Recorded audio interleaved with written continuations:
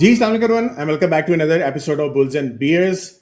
इस दफ़ा मार्केट की बात की जाए तो ओवरऑल जो है मार्केट ने काफ़ी ज़बरदस्त परफॉर्म किया है। 2% से ज़्यादा भी क्लोजिंग होने वाली है, तो स्पेक्टेकुलर रन अभी तक जो है मार्केट आप लोगों ने देख लिया। 100% से ज़्यादा ओवरऑल एक साल के अंदर परफॉर्मेंस हो चुकी है, और ये आने वाला पूरा साल भी हम ऑलरेडी काफ़ी हद तक मैं भी और फराज कॉन्टिन्यूसली आप लोगों को बता रहे हैं कि मैक्रो इकोनॉमी बहुत ज़बरदस्त है। हमारी आगे जितने भी स्टॉक्स हैं जो हमारी रिकमेंडेशंस भी होती हैं उन्होंने भी बेहतरीन परफॉर्म किया हुआ है, और ये अगला साल भी इंशाल्लाह this will be very good for Pakistan as well.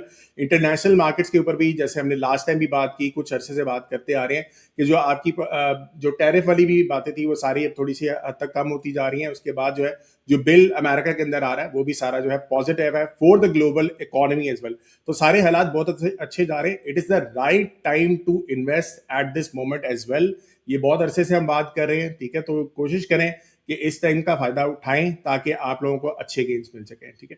चलें फराजबी की तरफ जाते हैं। अच्छा, एक अनाउंसमेंट यहाँ पे करता चलूं कि जो हमारी टेक्निकल एनालिसिस की ट्रेनिंग है उसकी रजिस्ट्रेशन अभी ओपन है, और 20% आप लोगों को अभी डिस्काउंट मिल रहा है, और 14 जुलाई तक आप लोगों को ये डिस्काउंट अवेलेबल है। तो इसकी अपॉर्चुनिटी आप लोगों को लेनी चाहिए।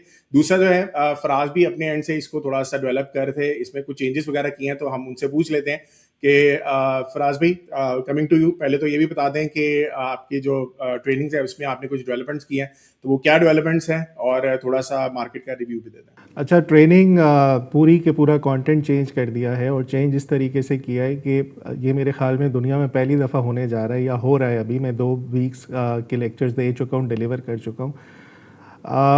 लाइव ट्रेडिंग सेशन में आके सीखें। रिकॉर्डेड तो हो गई होगा, उसके बाद लाइव ट्रेडिंग पे मेरे अपने असली फंड्स आपके सामने होंगे, मैं उस पर ट्रेड्स एग्जीक्यूट कराऊंगा, आप मेरे साथ डेमो पे ट्रेड कर रहे होंगे, और 4 वीक के बाद हम आपको अलाउ कर देंगे कि रियल अकाउंट्स पे जाएं और मेरे साथ बैठ के ट्रेडिंग करें। हफ्ते में 2 दफ़ा लाइव ट्रेडिंग सेशंस। अच्छा, मज़े की बात बताओ, अच्छा, बहुत से लोगों के कोर्सेज सिर्फ ओरिएंटेड होते हैं, स्पेसिफिक होते हैं फॉरेक्स की तरफ, क्रिप्टो की तरफ, PSX की तरफ।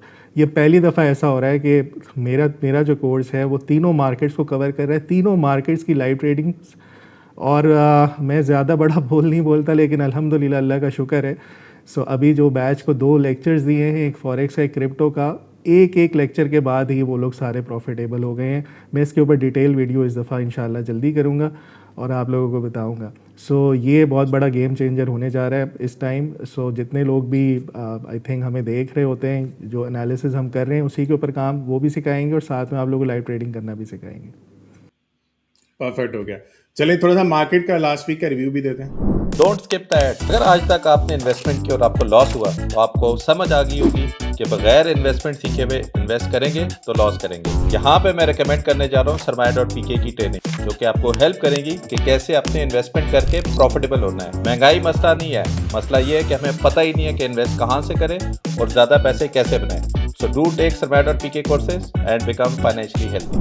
अच्छा, ये एक तो GCWL था, ये लास्ट हमने वीक में ही हाईलाइट किया था कि ये 13.89 तक जाएगा, और एग्जैक्टली वैसे ही हुआ, वहाँ तक गया और उसके बाद नीचे आए। स्टिल इसमें पोटेंशियल है, यहाँ से ये एक लेग और बना सकता है। इसी तरीके से PINL अंडर वैल्यूड स्टॉक था, ये कंसोलिडेशन बॉक्स को ब्रेक करके ऊपर से सस्टेन कर रहा था, तो मैंने हाईलाइट किया था कि ये बहुत अच्छा परफॉर्म कर जाएगा। सो पिछले 2 दिन से ये कैप चल रहा है, इस टाइम 9.3 पे आज कैप है। सो बहुत अच्छी इसकी परफॉर्मेंस। बाकी जितने स्टॉक्स हमने रिकमेंड किए उसका SLTP स्टिल इंटैक्ट है, किसी का SL हिट नहीं हुआ। सो जो भी आप लोगों ने हमारी रिकमेंडेशंस पे बाइंग की है स्टिल उसको होल्ड करें, वो भी इंशाल्लाह आपके सारे स्टॉक्स परफॉर्म कर जाएंगे। फिर गोल्ड बहुत ज़बरदस्त हाईलाइट रही हमारी लास्ट वीक की। यहाँ पे लास्ट फ्राइडे को 3350 के करीब ट्रेड हो रहा था, तो मैंने सजेस्ट किया था कि ये जोन में आए 3280 से 90 के दरमियान, वहाँ बाय करें, उसके बाद ये बढ़ेगा। और अल्हम्दुलिल्लाह वैसे ही हुआ। एक और एनालिसिस उसी टाइम पर उसी जोन पर आए, और इस टाइम 3342 ट्रेड कर रहा है। इसके ऊपर आगे डिटेल से एनालिसिस करेंगे। फिर इथेरियम मैंने बहुत एक ज़बरदस्त लेवल बताया था कि 2635 से ऊपर क्लोज़ हो जाए तो ये रैली करेगा, ठीक है, मार्क माय वर्ड्स। इसी तरह का कुछ जुमला था कि ये यहाँ से ऊपर क्लोज़ हो जाएगा, फिर ये परफॉर्म करना, रैली करना शुरू करेगा। सो वैसे ही हुआ। जैसे ही 2635 से ऊपर की क्लोजिंग आई, और फ़ौरन ही वहाँ से कोई 25% 2 रातों में बढ़ चुका है। इस टाइम $300 से ऊपर $3,000 से ऊपर ट्रेड कर रहा है। Same is the case BTC। ये मैं पहले ही बता चुका था अपने उस पे भी, और हम शोज़ में भी बताते रहे हैं कि BTC जो है वो ऑल टाइम हाई को ब्रेक करने जा रहा है। सही है, और वैसे ही हुआ। इस टाइम ऑल टाइम हाई के ऊपर 1,18,000 के ऊपर ट्रेड हो रहा है। मैंने ये सजेस्ट किया था जैसे ही 1,12,000 को ब्रेक करे यहाँ पे बाय स्टॉप होने चाहिए, और वहाँ से अब तक ये 1,18,000 19,000 के करीब अभी ट्रेड कर रहा है। स्टिल इस पर भी पोटेंशियल है। सो ये ओवरऑल कुछ हाइलाइट्स थी हमारी पिछले उसकी। बाकी जो ट्रेड कॉल्स इंटैक्ट हैं उनको होल्ड करें, SL के TP का वेट करें। होपफुली मोस्ट लाइकली TPs ही इंशाल्लाह हिट हो जाएंगी। सो हमारा ये था ओवरव्यू लास्ट 2 वीक्स की जो हाइलाइट्स थी। बाकी आप बताएं मैक्रोस के ऊपर क्या चल रहा है, और स्टिल पॉजिटिव है सब कुछ? बिल्कुल। तो ऑलरेडी जैसे हमने पहले मेंशन कर दिया, मैंने शुरू में मेंशन कर दिया कि हमारे जितने भी मैक्रो इकोनॉमिक इंडिकेटर्स हैं वो सारे बहुत अच्छे जा रहे हैं। काफ़ी हद तक चीज़ों को क्लैरिटी नज़र आ रही है कि हमारी रेमिटेंसेस वगैरह जो हैं वो काफ़ी बेहतर जा रही हैं। फिर सारी सिचुएशन हमारे जो स्टॉक मार्केट से रिलेटेड जितने भी इंडिकेटर्स होते हैं वो सारे काफ़ी हद तक बेहतर हैं। ठीक है, तो यहाँ पे हम डिस्कस कर लेते हैं ये लास्ट वीक के कुछ डेवलपमेंट्स हैं। अगर आप थोड़ा सा रिव्यू करना चाहते हैं तो बैक एंड पे जाके आप इसको देख सकते हैं, पॉज करके भी देख सकते हैं। ये काफ़ी हद तक इसमें चीज़ें कवर भी की थी। गाड़ियों की सेलें वगैरह बढ़ी थी, इन्फ्लेशन वगैरह आपकी काफ़ी हद तक नीचे आई थी। ये सारी मैंने इसमें डिस्कस की है। इस वीक की थोड़ी सी हम देख लेते हैं। सबसे पहले न्यूज़ जो है बहुत बड़ी न्यूज़ है कि आपकी 4 व्हीलर की जो सेल्स हैं वो पिछले साल की निस्बत 64% इंक्रीज हुई है।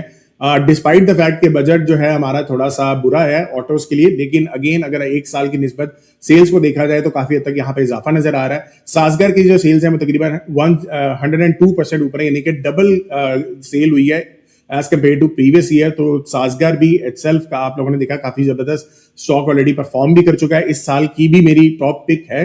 वैसे आप लोगों को ये आइडिया होना चाहिए कि बजट की वजह से थोड़ा सा सेंटिमेंटल इफेक्ट इन पूरे सेक्टर के ऊपर आया हुआ है, लेकिन डिस्पाइट द फैक्ट ये फिर भी काफी तक परफॉर्म करें। GHNI तकरीबन 115% उसकी भी सेल्स में इजाफा हुआ है। गैल की 71% इजाफा हुआ है। एच कार के अंदर तकरीबन 61% का इजाफा हुआ है। सो आप ऑलरेडी देख रहे हैं काफी ज्यादा सेल्स यहाँ पे इंक्रीज हो रही है। सारी गाड़ियों की जो मेरी टॉप पिक्स थी सासगर और GHNI 2025 की दोनों की सेल्स आप देख रहे हो काफी जबरदस्त इंक्रीज है। और एटलस होंडा भी थी। एटलस होंडा की यहाँ पे मैंने सेल्स नहीं लिखी, लेकिन एटलस होंडा की इस टाइम पे जो सेल्स हैं वो रिकॉर्ड हाई पे आ चुकी है। सो ओवरऑल जो है काफी हद तक सेल्स में 4 व्हीलर सेल्स जो है काफी हद तक यहाँ पे बढ़ती हुई नजर आ रही है। रेमिटेंसेस जो है इस महीने की जो आपकी आई है वो $3.4 बिलियन आई है, विच इज अगेन प्रीटी गुड। और ये तकरीबन पिछले साल की निस्बत 27% ईयर ऑन ईयर इंक्रीज बनता है।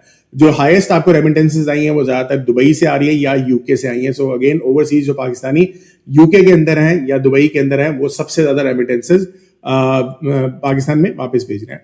12 मंथ के जो टी बिल्स है उसका कट ऑफ टारगेट जो है वो तकरीबन इस दफा 10.8% आया। तो आहिस्ता आहिस्ता आपके जो फिक्स इनकम का रेट है वो नीचे आ रहा है। इसका क्या मतलब है? सिंपल कि आपकी जो स्टॉक मार्केट है उसके लिए सारी फ्रेंडली एनवायरमेंट्स बन रहे हैं, तो वहां पे सारी आपकी इंस्टीट्यूशनल इन्वेस्टर्स वहां पे पैसे शिफ्ट कर देगा। ठीक हो गया। अच्छा, नेक्स्ट जो है टेक्सटाइल की सेक्टर की बहुत बेहतरीन परफॉर्मेंस है। आप लोगों ने देखा है जैसे ही अप्रैल के बाद जो है अप्रैल के मंथ के बाद जैसे ही टैरिफ की न्यूज़ जो है वो थोड़ी सी कूल डाउन हुई, उसके बाद से पूरे टेक्सटाइल ने बहुत बेहतरीन परफॉर्म किया। बजट के अंदर भी इसके अंदर काफी हद तक इसको रिलीफ मिला है। जो 29% का टैक्स इसके ऊपर लग गया हुआ था वो वापस ले लिया गवर्नमेंट ने। तो अगेन इसके लिए काफी हद तक टेक्सटाइल के सेक्टर के लिए बहुत बड़े बूस्ट है यहाँ पे।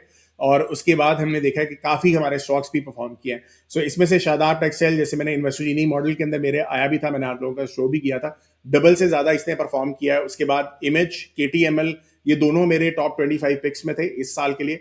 और इन दोनों ने ऑलरेडी काफी हद तक मेरे ख्याल से 50-60% इसी साल परफॉर्म कर चुके हैं। इमेज के ऊपर तो बुल्स एंड बियर्स पे हमने कॉल भी दी थी, तो एक सरमाया यूट्यूब के ऊपर मैंने एक वीडियो भी इसकी बड़ी डिटेल में बनाई भी है कि किस तरीके से 2016 के अंदर से ये तकरीबन 0.5 रुपीज का शेयर हुआ करता था, अब जो है ये तकरीबन 34-35 पे है। तो आप देख सकते हैं 70 टाइम्स की एक परफॉर्मेंस है इसकी, जो कि बहुत रेयर होता है ऐसे स्टॉक्स आप लोगों को मिल जाए। उसके बाद गुदून टेक्सटाइल आप देख लें बेहतरीन परफॉर्म कर रहा है। गुल अहमद टेक्सटाइल, निशाद मिल्स, बनू वुलन, अगेन बनू वुलन आप लोगों ने देखा 3 गुना ये परफॉर्म कर चुका है। ऑलरेडी मेरे इन्वेस्टोजीनी में भी आया। आ रहा था, ऑल्दो काफी हद तक लोग ये कह रहे थे कि ये स्टॉक इतना ज्यादा फंडामेंटली स्ट्रांग नहीं है। आई डू एग्री कि इसके थोड़े से अर्निंग्स नीचे गिर रही थी, लेकिन फिर भी ये मेरे मॉडल के अंदर आ रहा था। उसकी रीजन ये थी कि ये पिछले साल लॉस में था और लॉस से ये प्रॉफिट के अंदर कन्वर्ट हुआ है। तो ये चीज मैं बहुत अरसे से बात कर रहा हूं कि इस साल आपकी टर्न अराउंड स्टोरीज बहुत बेहतरीन परफॉर्म करेंगी, and this was one of the best turn around story as well. उसके बाद जो है यूरिया एंड डैप की जो सेल्स हैं वो बढ़ी हैं, जो कि एक्सपेक्टेशन ये थी कि शायद ये ज्यादा नहीं बढ़ेंगी, लेकिन वो अच्छी बात है कि इनकी सेल्स भी बढ़ रही हैं। 3% जो है पिछले साल की निस्बत यूरिया की सेल्स बढ़ी हैं, और जो डैप की प्राइसेस हैं उसकी तकरीबन 15% इंक्रीज है। ठीक है, सो इसकी वजह से एफएफसी और ई फर्टिलाइजर का एक्सपेक्ट ये किया जा रहा है कि ये अपने रिजल्ट्स भी अच्छे देंगे और डिविडेंड भी एक्सपेक्टेड है। नेक्स्ट जो है यूएस की हमारी एक्सपोर्ट जो है तकरीबन 10% राइज की हैं टुवर्ड्स $5.8 बिलियन हमारी सेल्स तकरीबन एक्सपोर्ट हो चुकी हैं, और सर्विस एक्सपोर्ट जो है वो तकरीबन हमारी 7.65 billion all over the world है। ये ऑल ओवर द वर्ल्ड जो है हमारी सर्विस की एक्सपोर्ट्स काफी हद तक ये भी इंक्रीज हुई है। उसके बाद जो है वर्ल्ड बैंक जो है वो लाइकली कहा यह जा रहा है कि रैकोटेक प्रोजेक्ट के अंदर थोड़ा सा सपोर्ट भी करेगा, which is again good sign for us. और इससे रिलेटेड मैंने काफी हद तक कंपनीज का डिस्कस कर चुका हूँ, आपके ऑयल एंड गैस की कंपनीज, आपकी ऑटो की कंपनीज, सीमेंट्स की कुछ कंपनीज, स्टील की कुछ कंपनीज, जो ज्यादातर जिनको प्रोजेक्ट्स मिले भी हुए हैं रैकोटेक के, उनको काफी हद तक ये फायदा भी होने वाला है। नेक्स्ट चलते हैं कुछ सेक्टर्स, कुछ कंपनी से रिलेटेड न्यूज है। टाटा सीमेंट ने अपने 1:5 जो है स्टॉक स्प्लिट की अनाउंसमेंट कर दी है। ये पहले भी न्यूज थी, लेकिन अगेन उन्होंने दोबारा इसको they are going forward with it. Image Pakistan जो है ये एक्विजिशन करना जा रहा है, प्लान कर रहा है, अभी ये फाइनलाइज नहीं है। एक यूके का लग्जरी ब्रांड है, ये परफ्यूम वगैरह का ब्रांड है, तो इसको थोड़ा सा एक्वायर करना चाह रहे हैं। सो आई थिंक ये आगे हो भी जाएगा, बट अगेन यहाँ पे ये है कि इमेज ऑलरेडी काफी अच्छा परफॉर्म भी कर रहा है। अच्छा रिटेल फैशन ब्रांड का इमेज इसने बना दिया, अपना इमेज ने अपना इमेज बना दिया।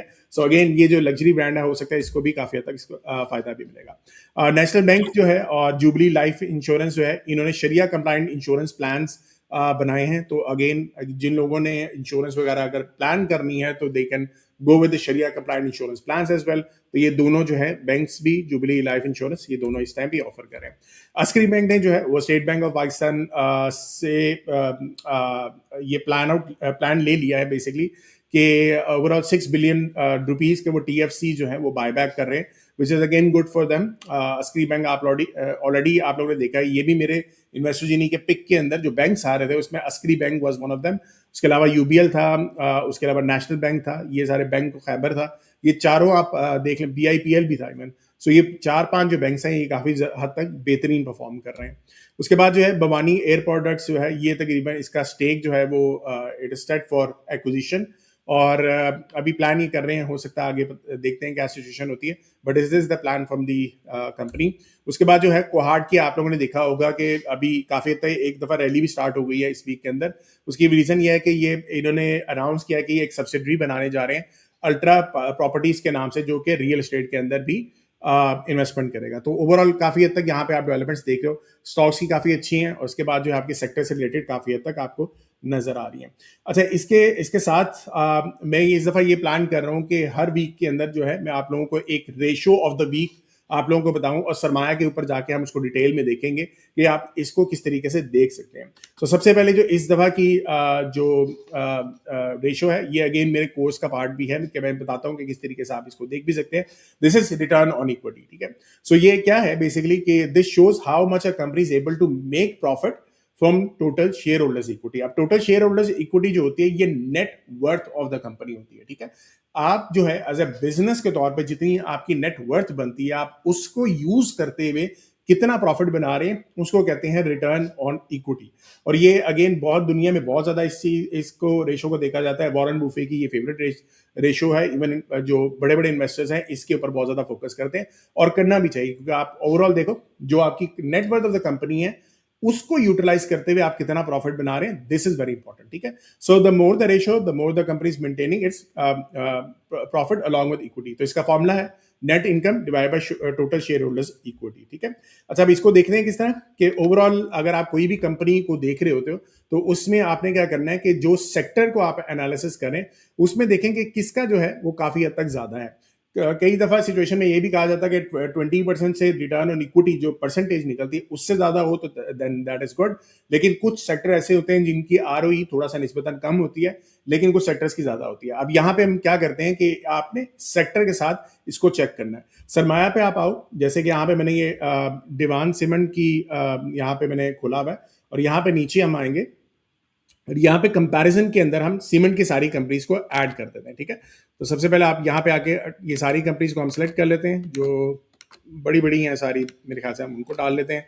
Volley cement, Gharibwal cement, Pioneer cement को डाल लेते हैं, पावर सीमेंट को डाल लेते हैं, बेस्ट वे सीमेंट, सारों को ले लेते हैं। ठीक है, यहाँ पे हम करते हैं फैक्टो सीमेंट, उसके बाद दीवान भी आ गया, पावर आ गया, लकी सीमेंट आ गया, ठीक है, तट्टा भी आ गया, ये भी, ये वाला फ्लाइंग भी आ गया। ठीक है, इसको सबको कंपैरिजन में मैंने डाल दिया।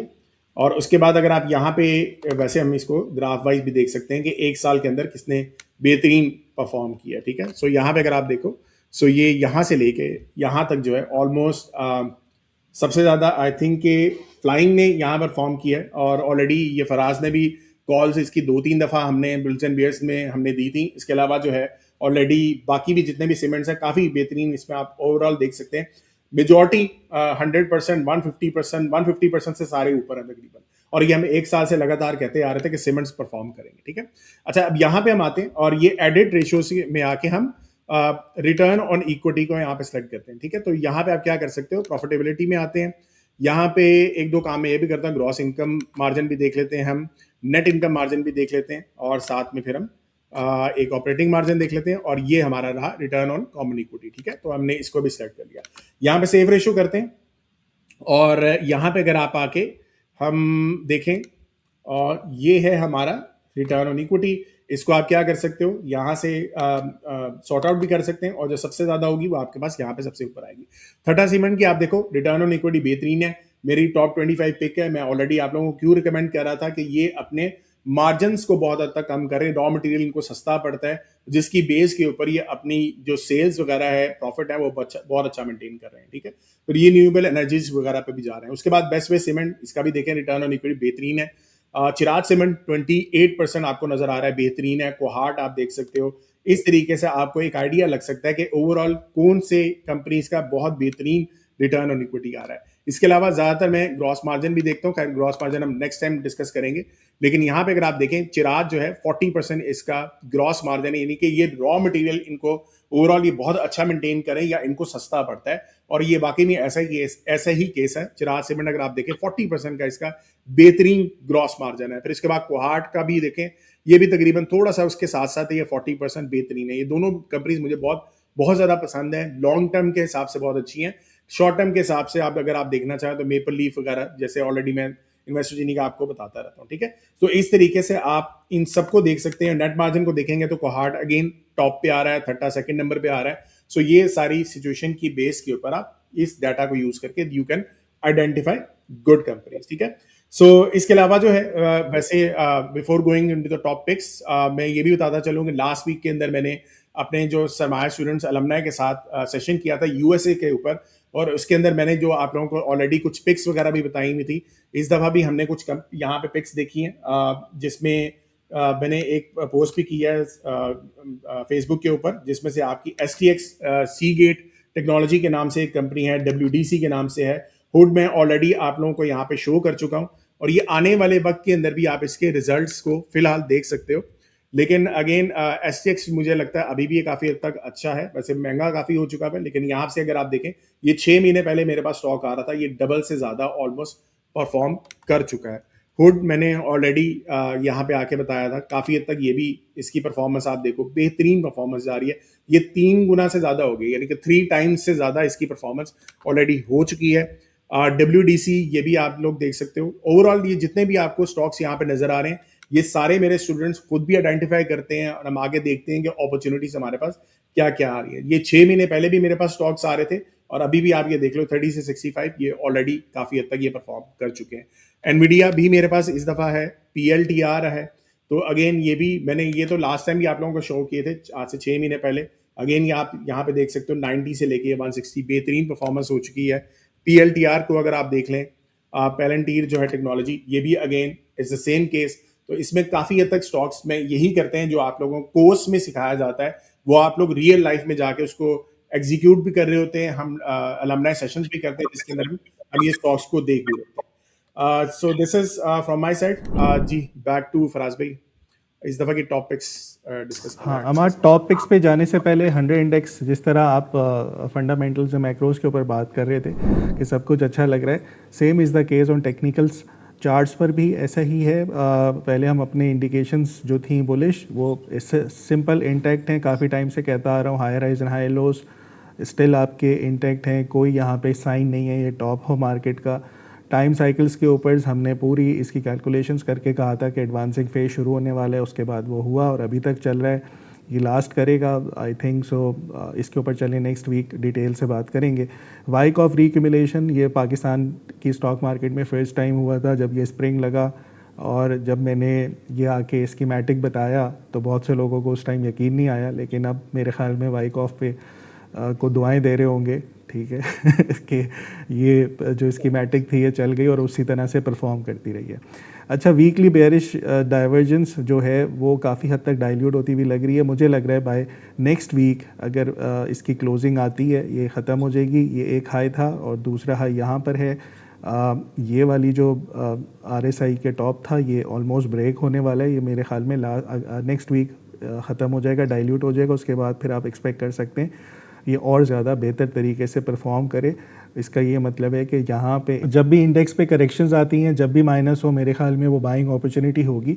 और जो हमने अभी अगला इसका टारगेट रखा हुआ है वो 140 और 141,000 का है। मुझे लगता है ये इजीली जाके इसको टेस्ट कर देगा। सो ओवरऑल 100 इंडेक्स पे सिर्फ bullish stance, buy on dip वाली स्ट्रैटेजी, जहाँ करेक्शंस आएँ अच्छे स्टॉक्स को एक्यूमुलेट करें और उसके बाद इंतज़ार करें कि वो आपको अच्छे रिजल्ट्स देकर जाए। जी अमार जी परफेक्ट हो गया। तो फराज भाई आपके एंड से कोई जो टॉपिक्स हैं वो भी थोड़ा सा बता दें। जी बिल्कुल हैं टॉप पिक्स, बल्कि सारी पिक्स ऑलमोस्ट परफॉर्म भी कर रही हैं जब कल से हमने देखा है। सबसे पहले आयशा स्टील्स है और ये इस टाइम 12.14 चल रहा है। SFL के क्लाइंट्स को मैंने कॉल दे दी थी 11.7 पे, अभी ऑलरेडी परफॉर्म कर रहा है, प्लस हो चुका है।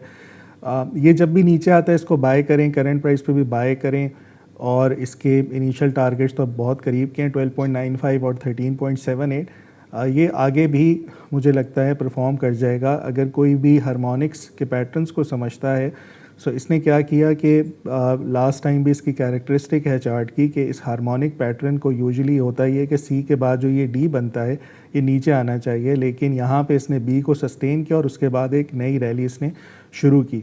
इस दफ़ा भी इस रैली के ऊपर ऐसा ही कुछ करता हुआ नज़र आ रहा है कि एक्स से लेके ए, बी, यहाँ पे सी आपका आया और अगेन डी की रिजेक्शन थी, यानी कि बाउंस हुआ, डी तक दोबारा नहीं आएगा। इसका ये मतलब है कि एक और आपकी यहाँ से रैली की शक्ल बन सकती है और अच्छा ये परफॉर्म कर सकता है। और आने वाले टाइम पे ये 13.78 का जो इसने हाई लगाया है इस साल का जनवरी में, ये मोस्ट लाइकली उसको भी ब्रेक कर सकता है। सो एक्यूमुलेट करें इसको नीचे, एज लॉन्ग एज जितनी अच्छी करेक्शंस में आपको मिलता है वहाँ बाय करें। जिसको शॉर्ट टर्म टारगेट्स रखने हैं वो 13.78 14 के रख सकता है। हमारे इसके फंडामेंटल्स आपको कैसे लग रहे हैं? स्टील सेक्टर ओवरऑल मेरे ख्याल में अब थोड़ा सा पंप होना शुरू हुआ है। काफ़ी स्टील सेक्टर्स के शेयर्स जो हैं वो परफॉर्म कर रहे हैं। आयशा स्टील, आपको क्या लग रहा है कि फंडामेंटली इसमें इतना पोटेंशियल है कि ये अपने जो इस साल के हाइज है उसको ब्रेक कर दे? अच्छा, इसको कंपैरिजन किया जाए तो ASL का जो कंपटीटर बनता है वो ISL बनता है, इंटरनेशनल स्टील लिमिटेड। और international steel limited by fundamentally अगर ये बात की जाए तो थोड़ा सा मुझे बेहतर लगता है as compare to Aisha steel. But दोनों ही फ्लैट स्टील के अंदर काम करते हैं और फ्लैट स्टील के अंदर ये प्रोडक्ट्स बनाते हैं। तो ओवरऑल अगर आप देखें फ्लैट स्टील का जो है बजट के अंदर काफी हद तक बेहतरीन नजर आई है, रिलीफ मिला है, जिसके बेस के ऊपर आपने देखा ISL ने भी बेहतरीन परफॉर्म किया और ASL में भी आपको एक्टिविटीज नजर आ रही हैं। ठीक है, पहली बात कर लेते हैं कि सेल्स निस्बतन अगर पिछले साल की निस्बत देखा जाए तो 11% इसमें डिक्रीज नजर आया है। उसके बाद जो है ग्रॉस प्रॉफिट मार्जिन इसका 3% पे आ चुका है। अगर ISL को देखा जाए तो ISL का जो है इस टाइम मार्जिन जो है वो तकरीबन 9% चल रहा है। अच्छा, अभी भी जो है अगर पिछले 12 महीने को देखा जाए तो इसका अभी लॉस चल रहा है, यानी कि EPS इसकी अभी प्रॉफिट में नहीं आई, लेकिन जो इस क्वार्टर की जो इटसेल्फ जो क्वार्टर की आपकी EPS है ये वो पॉजिटिव आ चुकी है 3 लगातार क्वार्टर्स के बाद। तो ये एक बड़ा अच्छा इम्पैक्ट इसके अंदर आ रहा है, तो थोड़ी सी बेहतरी आ रही है। उसकी वजह ये ज़्यादातर यही है कि जो बजट के अंदर ये जो आपके फाटा पाटा रीजन जो है ये बहुत बड़ा इशू क्रिएट कर रहा था। ये बेसिकली फाटा पाटा रीजन जो है आपके क्या कर रहा होता है कि आपके जो स्मगल करके आपका जो स्टील आ रहा होता है वो इस एरिया में आता है, और ये लोग सेल्स टैक्स वगैरह कोई भी नहीं देते, जिसकी वजह से इनको ओवरऑल जो है काफी हद तक स्टील सस्ता पड़ता है, और ये स्टील जो है वो डंप कर देते हैं, खासतौर पर जिधर नॉर्दर्न एरियाज है वहां पे ये बेचते हैं, और ये तकरीबन आप समझें कि 50,000 रुपीज पर टन के हिसाब से सस्ता करके बेच देते हैं। तो ये एक बहुत बड़ा मसला था आईएसएल और एएसएल के लिए, और इस दफा जो बजट ने इनके ऊपर टैक्स लगा दिया, 10% अभी सेल्स टैक्स लग गया, और अगले 3 साल जो है वो 2% मजीद इंक्रीज करके तकरीबन 16% पे चला जाएगा, जिससे आईएसएल एएसएल को रिलीफ मिलेगा। दूसरी बात, आपके कस्टम ड्यूटी के ऊपर स्क्रैप की प्राइसेस के ऊपर 1% ड्यूटी कम की है, जो एडिशनल कस्टम ड्यूटी है उसके ऊपर 2% मजीद कम हुई है। फ्लैट स्टील के जो प्रोडक्ट्स हैं उनके ऊपर भी तकरीबन 5% रिलीफ मिला है, जिससे आईएसएल और एएसएल दोनों के लिए थोड़ी सी बेहतरी साबित हो सकती है। चलें, ज़बरदस्त समार। इसके बाद जो सेकंड पिक है वो सीमेंट सेक्टर से है, दीवान सीमेंट।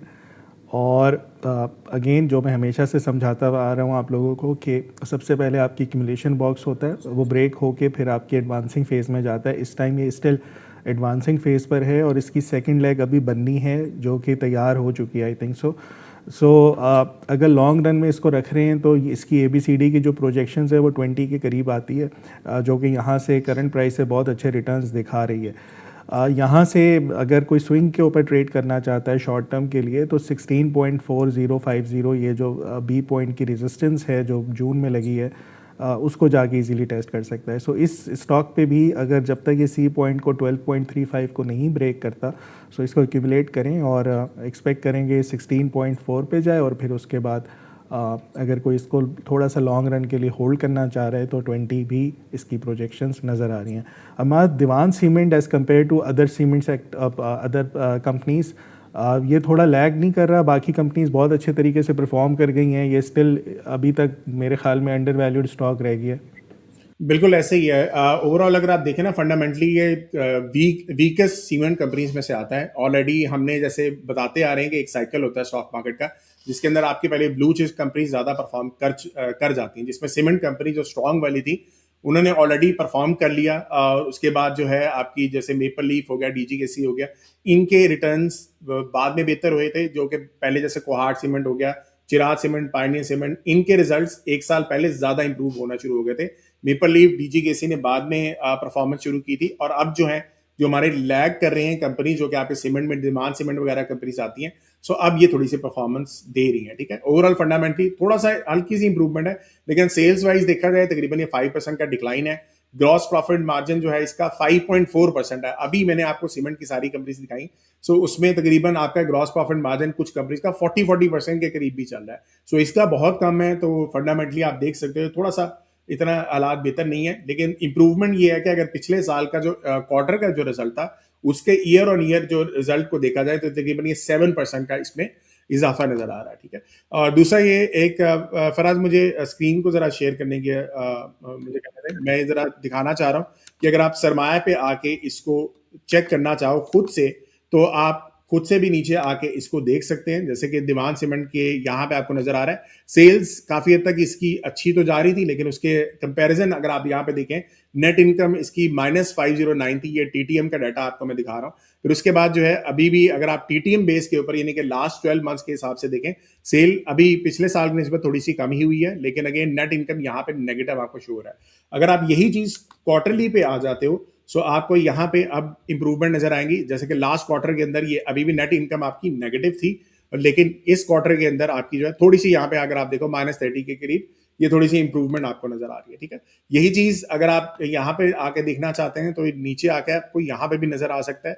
यहाँ पे अगर आप देखोगे तो ये नेट इनकम है, ये ईपीएस आप देख सकते हो, जो कि 2-3 क्वार्टर पहले आपकी -0.52 थी, अब तकरीबन -0.06 के पास आ गई है। ठीक है, यही चीज अब हम क्या करते हैं कि एएसएल को भी देख लेते हैं।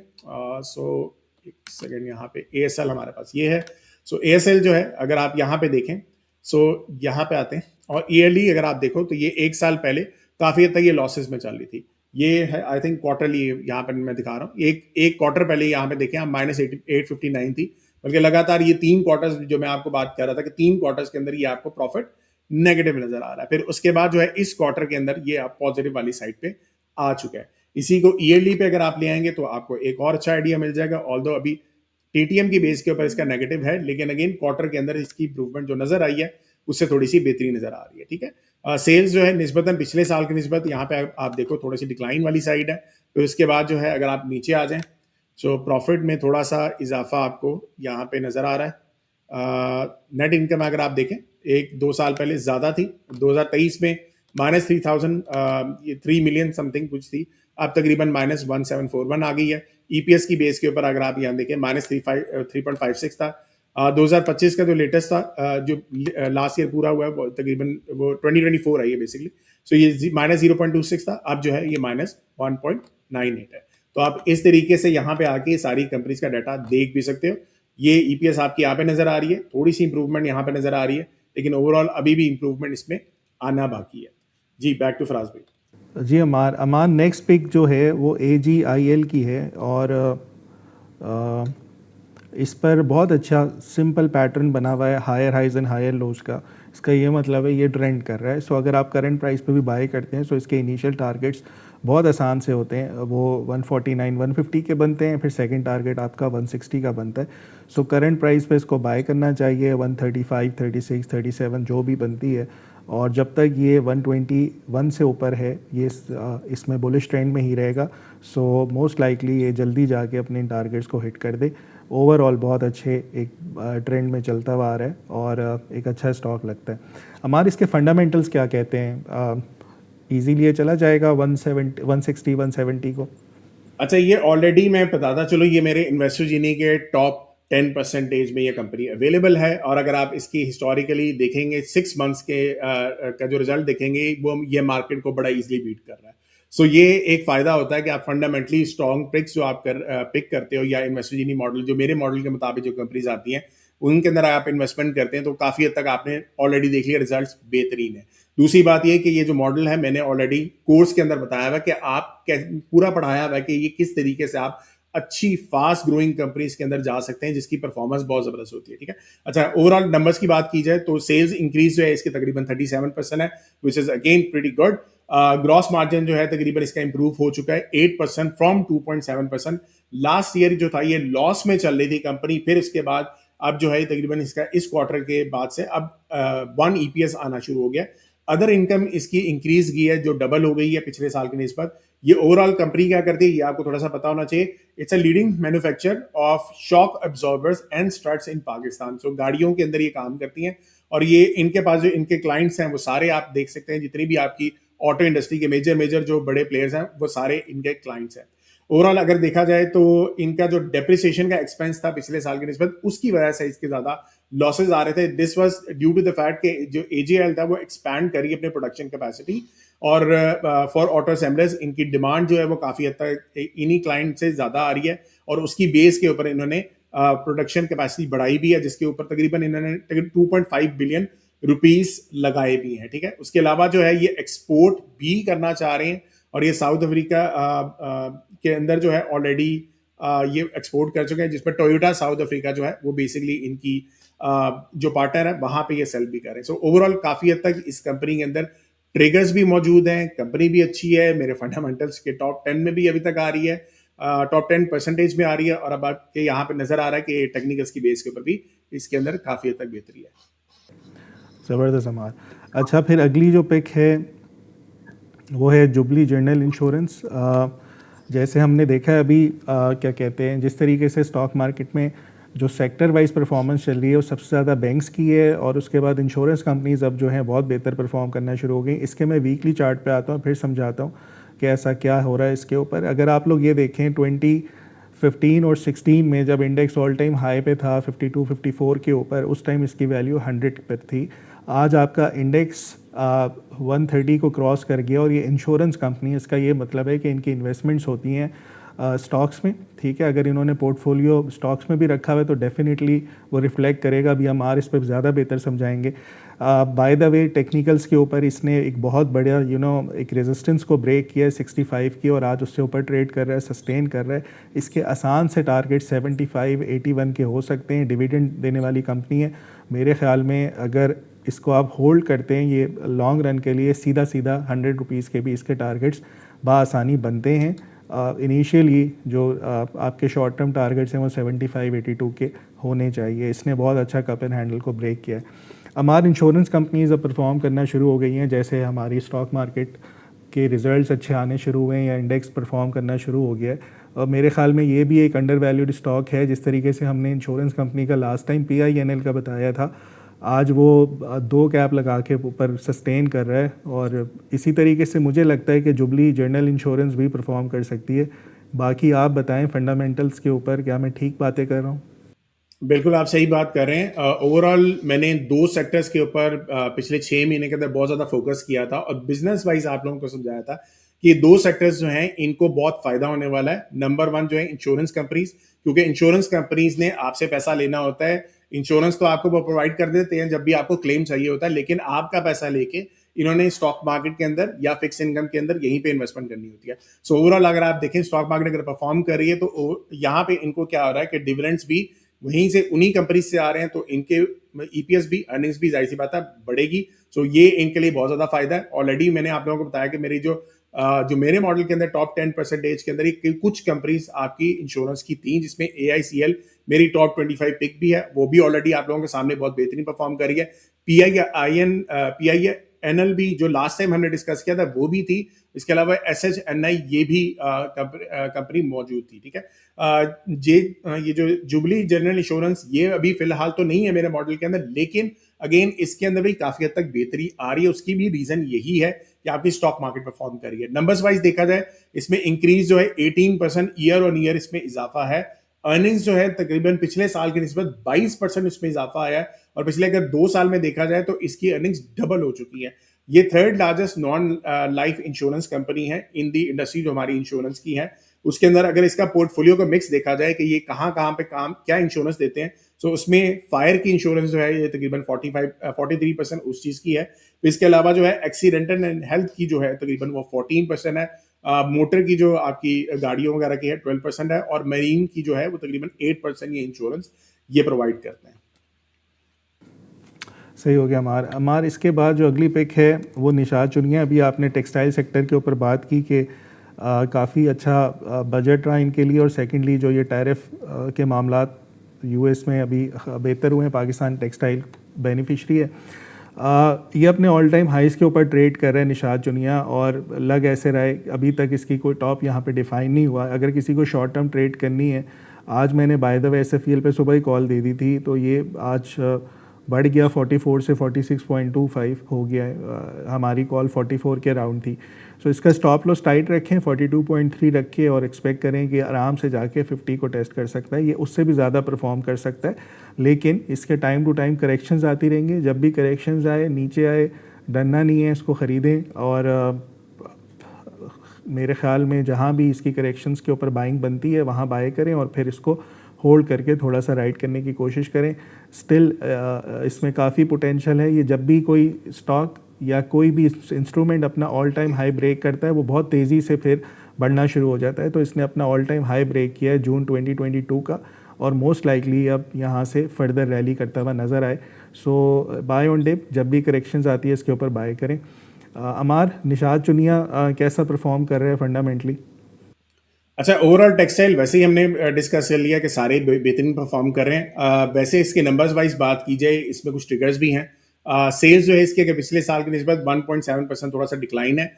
मुझे जो है वो काफ़ी हद तक वो कंपनीज ज़्यादा पसंद आती हैं जो कि ओवरऑल इनकी सेल्स वगैरह ज़्यादा बढ़ी हो। ग्रॉस प्रॉफिट मार्जिन जो है वो तकरीबन 11% है। अर्निंग्स जो है इसकी तकरीबन बहुत ज़्यादा बढ़ी है। ये एक बहुत बड़ा ट्रिगर है इसके अंदर कि 4.5x यानी कि 4.5 गुना इसकी सेल अर्निंग्स जो है वो ज़्यादा बढ़ी हैं। उसकी रीज़न ये है कि एक तो नंबर 1 की इनको ऑर्डर्स काफ़ी हद तक ज़्यादा मिले हैं, दूसरी एनर्जी कॉस्ट के ऊपर ये शिफ्ट करें।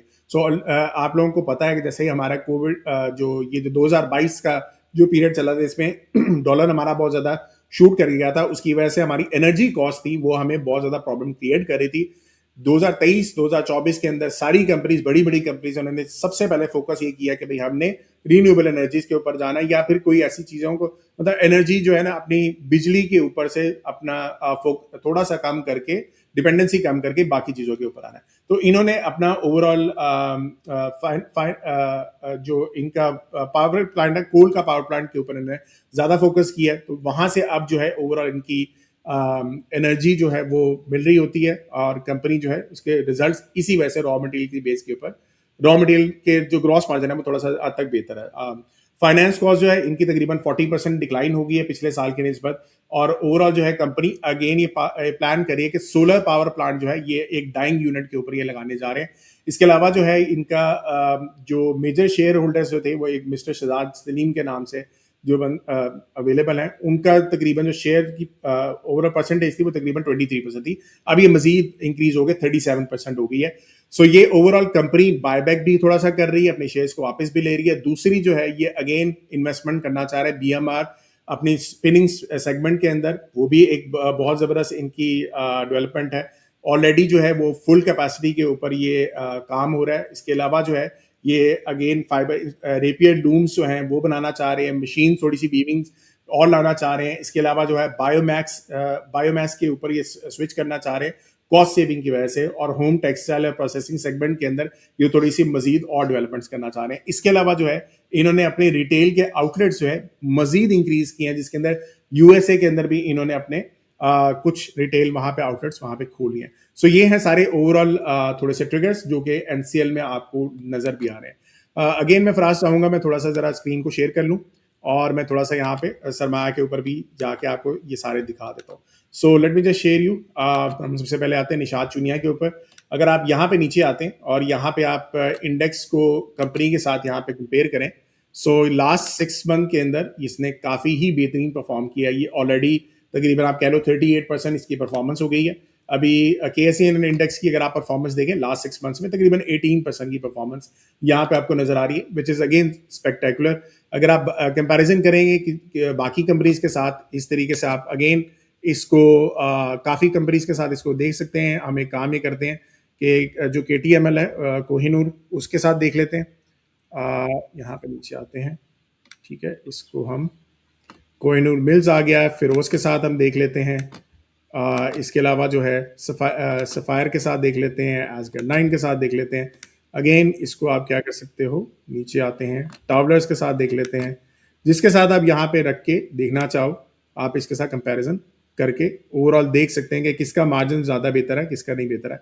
वैसे काफ़ी हद तक ये काफ़ी कंपनीज आ रही, मैं सारों के नहीं देख रहा, लेकिन ओवरऑल कंपैरिजन के लिए आपको दिखा रहा हूँ। सो यहाँ पे अगेन जो आपका निशात चुनिया है, that is the best I think performer, या शायद KML आ रही है, नहीं आई थिंक कि इसकी बेस्ट परफॉर्मेंस जो है KML की है, कोहिनूर मिल्स की, ठीक है। सो ओवरऑल कोहिनूर मिल्स मैंने आपको ऑलरेडी बताया भी हुआ है। ग्रॉस मार्जिन में अगर आप देखें यहाँ पे सबसे ज़्यादा NCL का फिलहाल आ रहा है, नहीं यहाँ पे हमारे पास बाकी कंपनीज किसका है, या इंटरलूप का थोड़ा सबसे ज़्यादा है, फिर उसके बाद FML का ज़्यादा है, फिर ANL का भी आपका ज़्यादा आ रहा है। लेकिन नेट मार्जिन के ऊपर देखा जाए सो यहाँ पे अगेन 3.4 इंटरलूप का ज़्यादा है और ANL का उसके बाद आ रहा है। सो ये सिचुएशन आपकी यहाँ पे NCL में नज़र आ रही है। इनकम स्टेटमेंट में आ जाएं तो यहाँ पे आपको नज़र आ रहा है कि 7 और 10 से 2025 के अंदर जो अभी आपकी नेट इनकम थी तकरीबन काफ़ी हद तक बढ़ गई है, जो मैंने ऑलरेडी आपको बताया कि काफ़ी हद तक इसकी अर्निंग्स मजीद भी बढ़ रही है, ठीक है। इसके अलावा जो है हमारा AGIL जो मैंने आप लोगों को ऑलरेडी बताया कि ये काफ़ी बेहतरीन परफॉर्म कर रहा है। 2025 के बाद से अगर आप यहाँ पे देखें, ये लास्ट ईयर लॉसेस में चल रहा था और इस साल जो है ये तकरीबन अब ये प्रॉफिट में कन्वर्ट हो रहा है। रेवेन्यू आपके सामने है, रेवेन्यू 8.5 बिलियन तकरीबन इसकी ओवरऑल सेल थी, जो इस टाइम तकरीबन 10.5 बिलियन के पास आ गई है।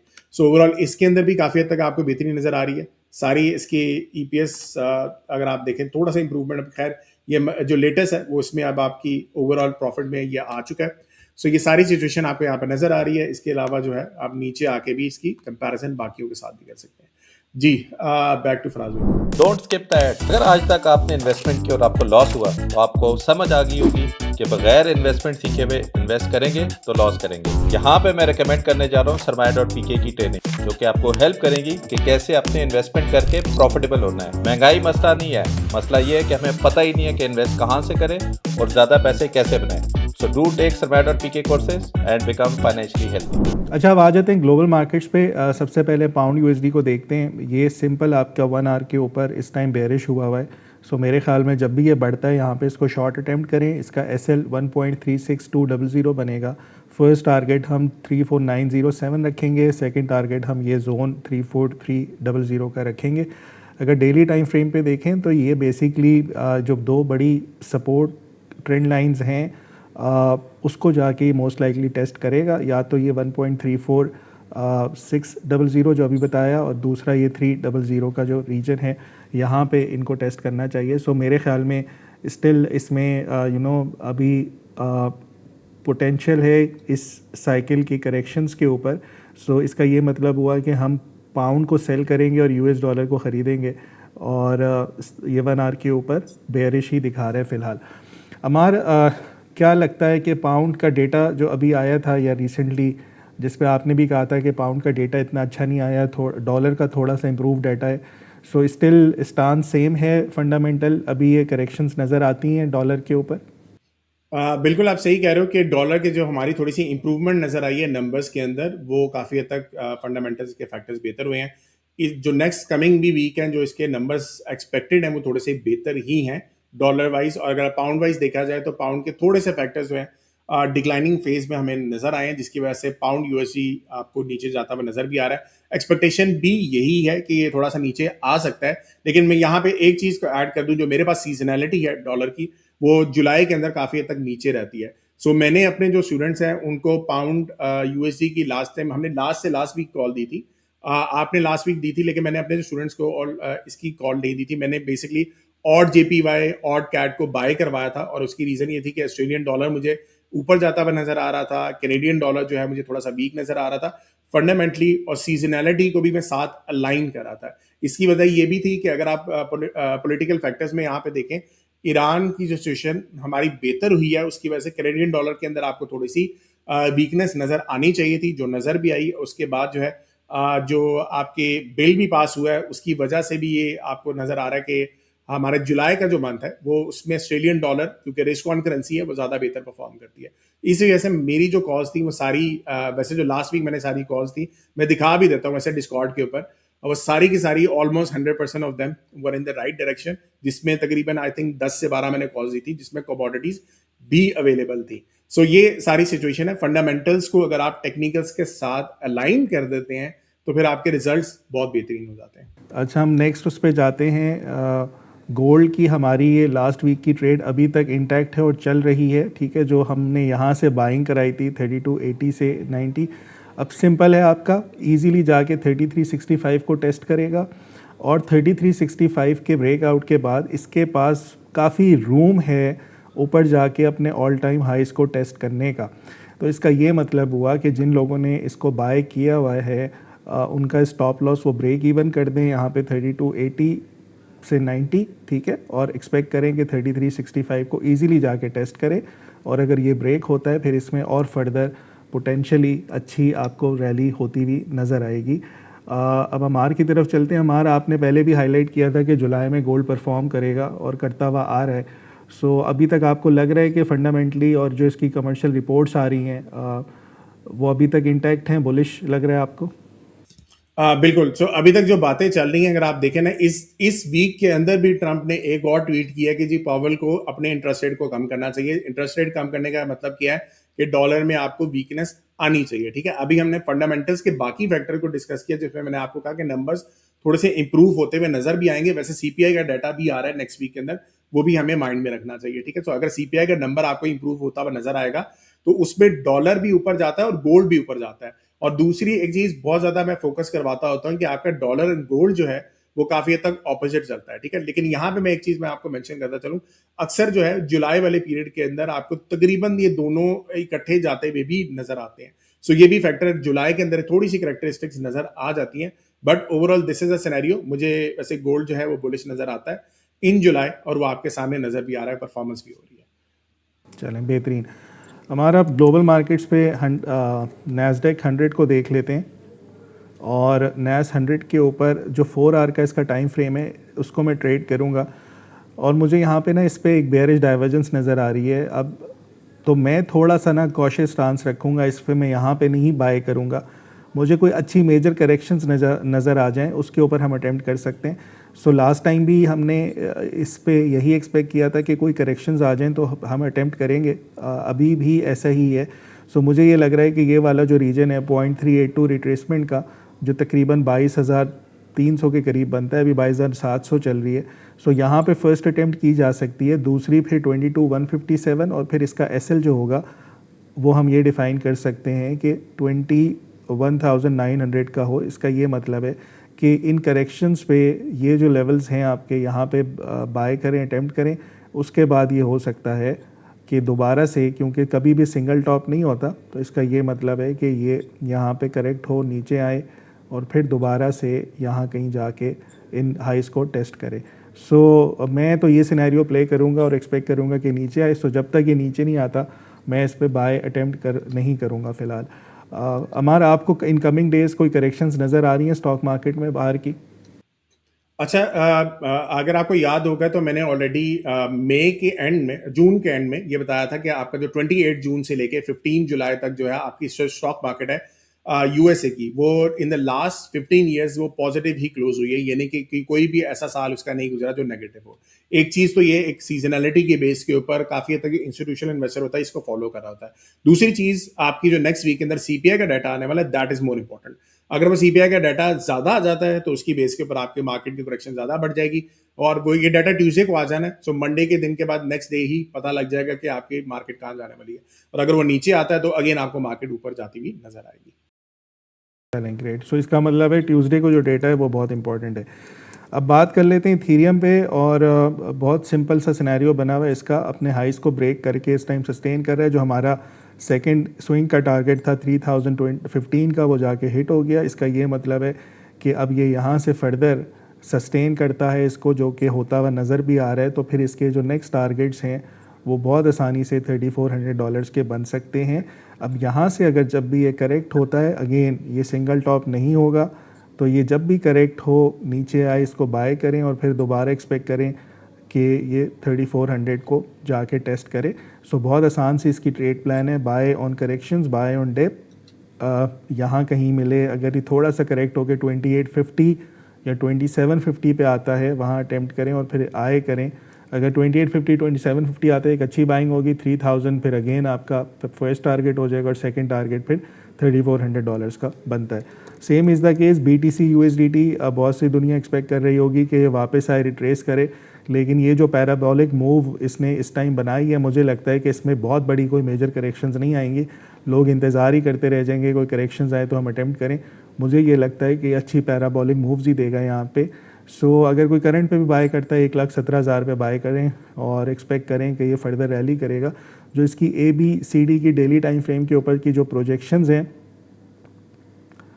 वो तकरीबन आपकी यहाँ पे आ रही हैं 146,000 के करीब। अगेन ये 146,000 फ़ौरन से तो नहीं होने लगा, वैसे इसके दरमियान अब $28,000 का ही डिफरेंस रह गया है। सो होने को ये विद इन अ मंथ और 2 भी हो सकता है, लेकिन अभी गोइंग फॉरवर्ड नेक्स्ट वीक मुझे कोई बहुत बड़ी मेजर करेक्शंस इसमें नहीं नज़र आती। लेकिन अगर आ जाती है करेक्शंस तो बाय ऑन डिप करें और एक्सपेक्ट करें इसको होल्ड करें, आए करें 140 प्लस के टारगेट्स को। सो ये बहुत अच्छी इसने ब्रेकआउट दिया, और ये ब्रेकआउट इजीली जो हैं वो फेल नहीं होते, ये अच्छी रैली में कन्वर्ट होते हैं, जो कि होते भी नज़र भी आ रही है। हमारा ये था, हमने सारी ग्लोबल मार्केट्स को भी डिस्कस कर लिया, क्रिप्टो को भी कर लिया, गोल्ड को भी कर लिया। मेरे ख्याल में अब रैप करते हैं, और इंशाल्लाह नेक्स्ट वीक इनके पास दोबारा आएंगे अपडेट के साथ। परफेक्ट हो गया। अच्छा, मैं रैप कर लेता हूँ, लेकिन उससे पहले एक दफ़ा यहाँ पे मैं दिखा देता हूँ, ताकि अभी मैंने ऑलरेडी कह दिया था कि मैं अपनी कॉल जो लास्ट वीक मैंने दी थी वो मैं थोड़ा सा यहाँ पे हाईलाइट कर दूँ। ये डिस्कॉर्ड के ऊपर अमार कॉल्स के नाम से मैं हर वीक आके एनालिसिस बताता हूँ। वो अलग बात है कि मैं सैटरडे की रात को करता हूँ, क्योंकि सैटरडे तक मेरे पास सारा डाटा कंपाइल होता है, तो वो बुल्स एंड बियर्स में अक्सर मैं कवर नहीं कर पाता। लेकिन यहाँ पे ये मेरी लास्ट वीक की सारी कॉल्स थी, और ये सारी की सारी, जिसमें आप कौन देख सकते हो, soybean, meal, live cattle, silver, platinum, copper, ये सारी मैंने जो कॉल्स दी थी ऑलमोस्ट सारी ही इस तरीके से परफॉर्म की हैं और आप इसको जाके देख भी सकते हो। सो एक दो चीज़ें जैसे यहाँ पे आपको मैं दिखा देता हूँ, जैसे कॉपर के अंदर ही अगर आप यहाँ पे देखें, मैंने कॉल क्यों दी कि मेरे सीजनल्स के अंदर ये अगेन ये सरमाया के जो स्टूडेंट्स हैं उनको अवेलेबल होता है। बाय द वे जो ये वाला जो कोर्स है फॉरेक्स वाला, ये बेसिकली टेक्निकल एनालिसिस कोर्स जिन्होंने किया हुआ है वो जो है वो इसको ले सकते हैं। सो यहाँ पे अगर आप देखो कॉपर ने बेहतरीन यहाँ पे परफॉर्मेंस सीजनल्स की बेस के ऊपर यहाँ पे नजर भी आ रहा था। उसके अलावा जो है मैं डाटा अपने नेट कमर्शियल्स का भी देख रहा हूँ, तो ये कमिटमेंट ऑफ ट्रेडर्स रिपोर्ट जो है सीओटी रिपोर्ट, ये बेसिकली आपको क्या बता रही होती है कि आपके जो स्मार्ट मनी है वो कितनी पोजीशंस ले रहा होता है। यहाँ पे शायद आपको टर्मिनोलॉजी अभी समझ ना आए, लेकिन ओवरऑल ये जो नेट नॉन कमर्शियल्स का डाटा ये वाला जो आपको नजर आ रहा है, यहाँ पे मुझे नजर आ रहा था कि यहाँ कॉपर जो है वो तकरीबन यहाँ से एक्यूमुलेट हो रहा है। यहाँ से अगर आप देखो मई से ऑनवर्ड्स इसमें मजीद इजाफा ही नजर आता जा रहा है। तो ये चीज अगेन आप लोग चार्ट्स में भी ये यहाँ पे देख सकते हो। So let me just show you copper है, और ये पिछले वीक के अंदर क्या हुआ है कि आपका ट्रम्प ने इसके ऊपर बहुत बड़ा टैरिफ एक यहाँ पे लगा दिया। अगर आप यहाँ पे देखें ये मई है और यहाँ से ये बेहतरीन ये परफॉर्म करता हुआ ऊपर जा रहा है। ये तकरीबन इस कमोडिटी के ऊपर 4.5 से ये तकरीबन ये 20-30% की परफॉर्मेंस बनती है विद इन 1 मंथ। तो ये चीज आप क्या कर सकते हो, जो ओवरऑल डाटा होता है, फंडामेंटल्स हो गया, सीजनैलिटी हो गई, आपका जो स्मार्ट मनी पोजीशंस होती है, ये सारी ऑलरेडी आपको काफी हद तक एक्सप्लेन कर रही होती है कि सिचुएशन आपकी कहाँ पे जा सकती है। सो this is why fundamentals is very important, और इसके साथ टेक्निकल्स को आप कंपाइल कर लें तो आपके रिजल्ट्स बेहतरीन हो जाते हैं। ठीक है। सो लास्ट में अगर आप लोगों ने टेक्निकल एनालिसिस की ट्रेनिंग का आप लोगों ने फायदा उठाना है तो डिस्काउंट अभी अवेलेबल है 14 जुलाई तक, you can take the discount. उसके अलावा अगर मेरी ट्रेनिंग का लेना है तो मेरी ट्रेनिंग भी इस टाइम ओपन है। इन्वेस्टमेंट मास्टरी जो है उसका नाम हमने चेंज कर दिया है, तो you can opt for that. चलिए नेक्स्ट वीक मिलते हैं। मेरी तरफ से, फराज की तरफ से, सरमाया की तरफ से अल्लाह हाफिज। You guys next week.